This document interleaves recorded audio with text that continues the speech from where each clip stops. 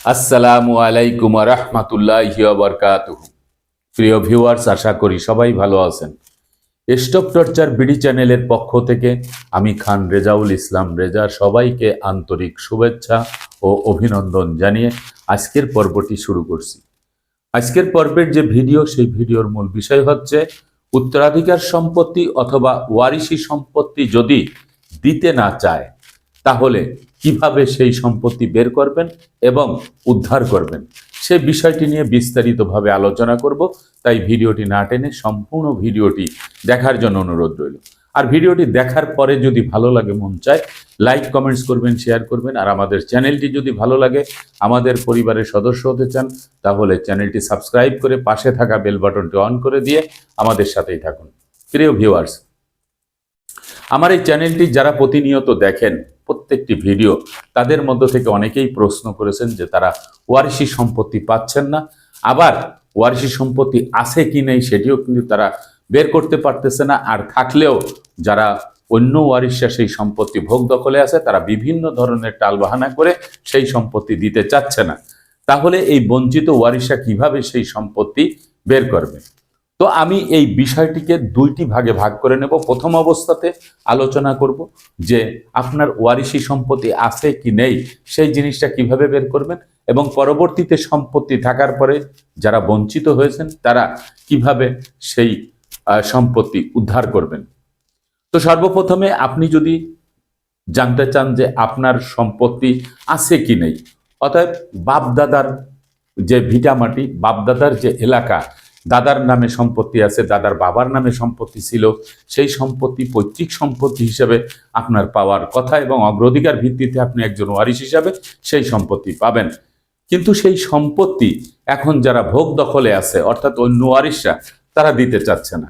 তাহলে এই সম্পত্তি আপনাকে বের করতে হলে সরাসরি আপনার সেই এলাকায় যাবেন। ডাইনে বামে কোথাও আপনার তাকানোর কোনো প্রয়োজন নেই, কারণ আপনি যখন যেই সকল ওয়ারিশরা সম্পত্তি ভোগ দখলে আছে তাদের কাছে যখন আপনি জিজ্ঞাসা করবেন, তখন তো তারা বলেই দিচ্ছে আপনাকে যে আপনি সম্পত্তি পাবেন না, বা আপনাকে সম্পত্তি দেওয়া হবে না, অথবা বাবা সম্পত্তি লিখে দিয়ে গেছে, মা সম্পত্তি লিখে দিয়ে গেছে, তারা এখন সম্পত্তির মালিক, আপনাকে সেই সম্পত্তি দিবে না। এই সকল বিষয় জানতে হলে আপনাকে সরাসরি ভূমি অফিসে চলে যেতে হবে। সর্বপ্রথম আপনার বাপদাদার যেই জমি, যে মৌজাতে, যে ইউনিয়নে, সেই ইউনিয়নের যে তহসিল অফিস আছে, অর্থাৎ ভূমি অফিস আছে, সেই ভূমি অফিসে গিয়ে আপনি কিন্তু তল্লাশি দিবেন। এখন আসুন, যে তল্লাশি দিবেন, কার নাম দিয়ে তল্লাশি দিবেন? আপনাকে নাম দিয়ে তল্লাশি দেওয়ার আগে আপনাকে বুঝতে হবে আপনি কার জমির আপনি ওয়ারিশ হিসেবে দাবি করছেন, কার জমি আপনি পেতে চাচ্ছেন। আপনি যদি বাবার সম্পত্তি থেকে আপনি ওয়ারিশি চান, তাহলে আপনাকে সেই বাবার নাম দিয়ে প্রথমে তল্লাশি দিতে হবে সেই ভূমি অফিসে।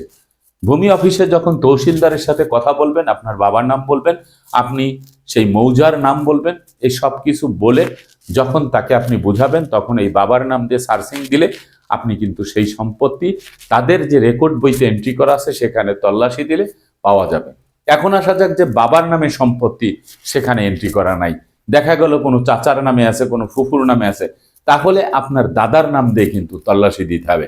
কারণ দাদার সম্পত্তি বাবাকে না দিয়ে দেখা গেছে চাচা রেকর্ড খতিয়ান করে বা অন্য যে কোনো পন্থায় সেই সম্পত্তি তার কাছে নিয়ে গেছে, এবং পরবর্তী রেকর্ড বইতে তার নাম আসছে, অথবা ফুফুর নাম আসছে, অন্য কেউ নাম আসছে। দাদার নাম দিয়ে যখন তল্লাশি দিবেন, তখন দেখা যাবে যে সেই রেকর্ড বইতে দাদার নামে সম্পত্তি আছে, বা দাদার বাবার নাম থেকে বংশ পরম্পরায় পর্যায়ক্রমে সেখানে এন্ট্রি হতে হতে আসছে। তো এইভাবে যদি দেখেন যে দাদার নামে সম্পত্তি আছে, ওখান থেকে কিন্তু আপনি সূত্র পেয়ে যাবেন যে এই সম্পত্তির কি পরিমাণ সম্পত্তি আছে, এবং এই সম্পত্তির যে খতিয়ান নাম্বার, এই খতিয়ান নাম্বার পেয়ে যাবেন, দাগ নাম্বার পেয়ে যাবেন। সেখান থেকে আপনি যদি কোনো কাগজ কালেকশন করতে পারেন, সেটি আপনি কালেকশন করে নিয়ে আসবেন। এই সম্পত্তির কাগজ কালেকশন করে আপনি সরাসরি উপজেলা ভূমি অফিসে গিয়ে সেখানেও কিন্তু সার্ভেয়ারদের সাথে বা ওখানে যারা অফিসিয়াল করণিক বা ক্লার্ক আছে তাদের সাথে যোগাযোগ করে এই যে সকল জমির সূত্র পেয়েছেন, সেই সূত্র ধরে আপনি অন্য কাগজ আপনি কিন্তু বের করতে পারবেন। তারপরে আপনি সেখান থেকে যদি কোনো কাগজ ঘাটতি থাকে, আপনি ডিসি রেকর্ড রুমে গিয়েও কিন্তু কাগজ আপনি বের করতে পারবেন। এখন আসা যাক যে এই যে কি কি কাগজ আপনার লাগবে? সিএস খতিয়ান থেকে ধরবেন, সিএস খতিয়ান, এসএ খতিয়ান, আরএস খতিয়ান, বিআরএস খতিয়ান, যে কয়টা খতিয়ান আছে প্রত্যেকটি খতিয়ান চেষ্টা করবেন সেখান থেকে উত্তোলন করতে।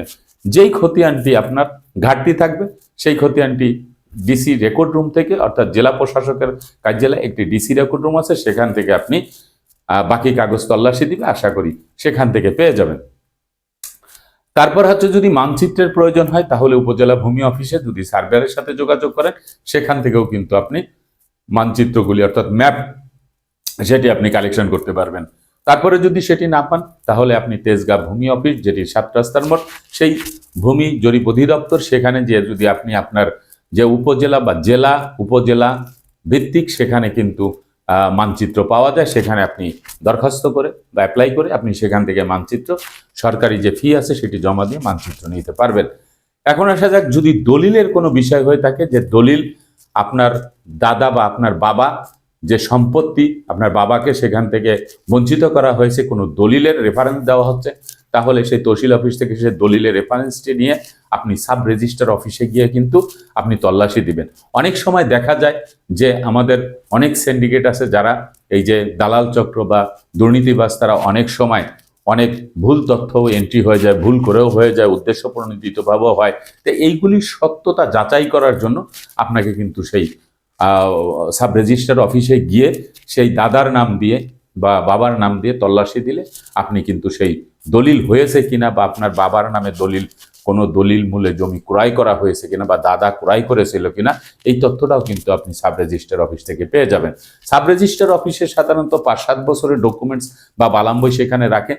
তারপরে যদি সেখানে না পাওয়া যায়, সরাসরি আপনি জেলা রেজিস্ট্রি অফিস, যেটা আপনি সেই ডিসি রেকর্ড রুম, সেখানে গিয়ে তল্লাশি দিলেও আপনি পাবেন। মোট কথা হচ্ছে, আপনার বহু বছর আগের যে সম্পত্তি আপনি হারিয়ে ফেলছেন সেই সম্পত্তির কাগজপত্র উত্তোলন করতে হলে আপনার নিজেকেই কিন্তু আপনাকে চেষ্টা করতে হবে।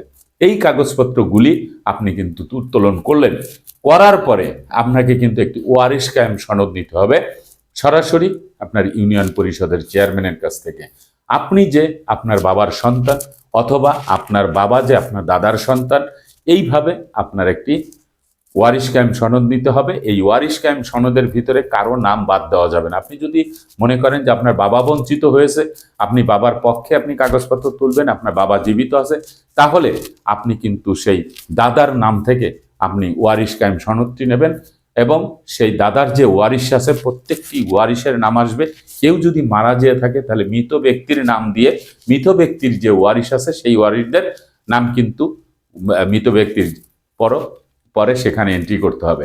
অর্থাৎ আমি বোঝাতে চাচ্ছি যে ওয়ারিশ কায়েম সনদের মধ্যে যদি আপনি কারো নাম বাদ দিয়ে যদি একটি ওয়ারিশ কায়েম সনদ নেন, পরবর্তীতে কোনো মামলা মোকদ্দমা হলে সেই ওয়ারিশ কায়েম সনদটি যাতে জাল প্রমাণিত না হয়, কারণ একজন ওয়ারিশের নাম বাদ গেলেই ওই ওয়ারিশ কায়েম সনদটি কিন্তু জাল প্রমাণিত হয়ে যাবে। তো এই কাগজগুলি আপনি উত্তোলন করে আপনি সরাসরি একজন সিভিল লয়ারের সাথে যোগাযোগ করবেন আপনার এলাকা, অর্থাৎ আপনার জেলাতে।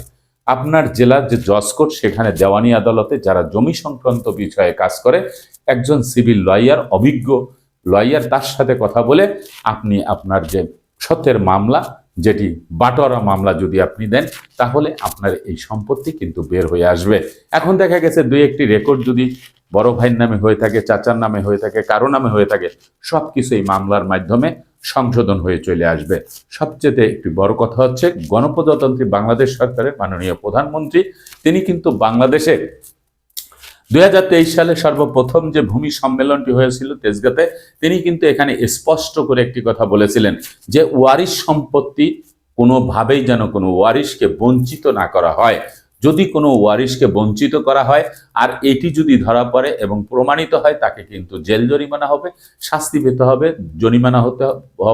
জরিমানা হবে অথবা উভয় দণ্ডে দণ্ডিত হতে হবে। আপনি একজন ওয়ারিশ হিসাবে বাবার সম্পত্তি আপনি পাবেন, আপনার সত্ত্ব কখনো ধ্বংস হবে না, আপনার সত্ত্ব আপনি 100% পাবেন। যদি আপনার বাবার নামে সম্পত্তি থাকে অথবা বাবাকে বঞ্চিত করা হয়, দাদার নামে সম্পত্তি থাকে, তাহলে 100% আপনি কিন্তু সেই সম্পত্তি পাবেন। তবে আপনাকে কষ্ট করে এই কাগজপত্রগুলি আপনাকে উত্তোলন করতে হবে, এটা অফিসিয়াল ভাবে। আর আনঅফিসিয়াল ভাবে যদি আপনি চেষ্টা করেন, তাহলে আপনি আরো একটু কাজ করতে পারেন। আপনার বাপ দাদার যে এলাকা, সেখানে গিয়ে যে সকল মুরব্বীরা আছে বা যেখানে সদর আমিন, বদর আমিন, যে সমস্ত লোকাল আমিনগুলি আছে, সেই সকল আমিনদের সাথে যদি আপনি যোগাযোগ করেন, তাদের কিন্তু জমির দাগ নাম্বার, খতিয়ান নাম্বার সবকিছু কিন্তু মুখস্থ। তাদের সাথে যদি একটু লিয়াজু করেন, তাহলে তাদের কাছ থেকেও আপনি কিন্তু অনেক জমির পর্চা, খতিয়ান, এসএ খতিয়ান, আরএস খতিয়ান, বিআরএস খতিয়ান, তারপরে জমির মানচিত্র সবকিছু কিন্তু তাদের কাছে কিছু কিছু সংরক্ষণ থাকে। তাদের কাছ থেকেও কিছু কাগজ আপনি কিন্তু কালেকশন করতে পারেন। এই কার্যক্রমগুলি করতে হলে আপনাকে অফিসিয়াল, আনঅফিসিয়াল দুটি পদ্ধতিতেই আপনাকে কিন্তু চেষ্টা করতে হবে। এবং কোনো একটি ক্লু যদি আপনি পেয়ে যান, ধরেন আপনি একটি সিএস খতিয়ান পেয়েছেন, ওই সিএস খতিয়ানের বুনিয়াদে কিন্তু আপনি বাকি খতিয়ানগুলি তুলতে পারবেন। আপনি যদি একটি বিআরএস খতিয়ানও পান, ওই বিআরএস খতিয়ানের বুনিয়াদে আপনি কিন্তু বাকি সিএস খতিয়ান পর্যন্ত তুলতে পারবেন। তার কারণ হচ্ছে জমি তো আপনার দাগ তো ওই এক দাগ চেঞ্জ হতে পারে। এক বিঘা সম্পত্তির যদি একটি দাগ হয়ে থাকে, যখন এই সম্পত্তি ভাগ ভাগ হয়ে যায়, তখন দাগ কিন্তু একটি দাগের জায়গায় দুটি তিনটি দাগ হয়ে যায়। তাহলে জমির যে রেফারেন্স পয়েন্ট, ওই রেফারেন্স পয়েন্টটা কিন্তু আছে। তাহলে আপনি ওই একটি এসএ খতিয়ান দিয়ে বা আরএস খতিয়ান দিয়ে বা বিআরএস খতিয়ান দিয়ে বা সিএস খতিয়ান দিয়ে একটি খতিয়ানও যদি আপনি পেয়ে যান, তাহলে কিন্তু আপনি আপনার সেই জমির কাঙ্ক্ষিত স্থানে আপনি পৌঁছে যেতে পারবেন। আপনি যদি একটি দাখিলাও যদি জোগাড় করতে পারেন, যে আপনার বাপদাদার সম্পত্তির একটি ভূমি উন্নয়ন করের যে খাজনা রসিদ, সেটিও যদি আপনি বের করতে পারেন, তাহলে ওইটার উপরে ভিত্তি করেও কিন্তু আপনি কাগজপত্র বের করতে পারবেন। প্রিয় ভিউয়ার, যারা এই প্রশ্নটি করেছিলেন, তারা ঠিক এই পদ্ধতিতে আপনারা যদি সামনের দিকে আগান, তাহলে কিন্তু আপনি এই সকল কাগজপত্র সবকিছু পাবেন। সবচেয়ে বড় কথা হচ্ছে, ভূমি অফিসে কিন্তু আপনাকে যেতে হবে। ইউনিয়ন ভূমি অফিস, উপজেলা ভূমি অফিস, জেলা ভূমি অফিস, বিভাগীয় ভূমি অফিস, প্রত্যেকটি জায়গায় কিন্তু এই বাংলাদেশের যত সম্পত্তি আছে, নিজ নিজ এলাকার কাগজপত্র সেখানে কিন্তু সংরক্ষিত থাকে। এটি আপনাকে তল্লাশি দিয়ে, আপনার শ্রম দিয়ে, মেধা দিয়ে এগুলিরে বের করতে হবে। বের করার পরে তারপরে আপনি একটি বাটোয়ারা মামলা দিলে আপনার এই ওয়ারিশি সম্পত্তি বের হয়ে আসবে। প্রিয় ভিউয়ার্স, আশা করি আপনারা এই বিষয়টি বুঝতে পেরেছেন। আজকের মতো ভিডিওটি এখানে শেষ করব। আগামীতে দেখা হবে অন্য কোনো ভিডিও নিয়ে। সেই পর্যন্ত সবাই ভালো থাকবেন, সুস্থ থাকবেন, আর আমার জন্য দোয়া করবেন। আল্লাহ হাফেজ।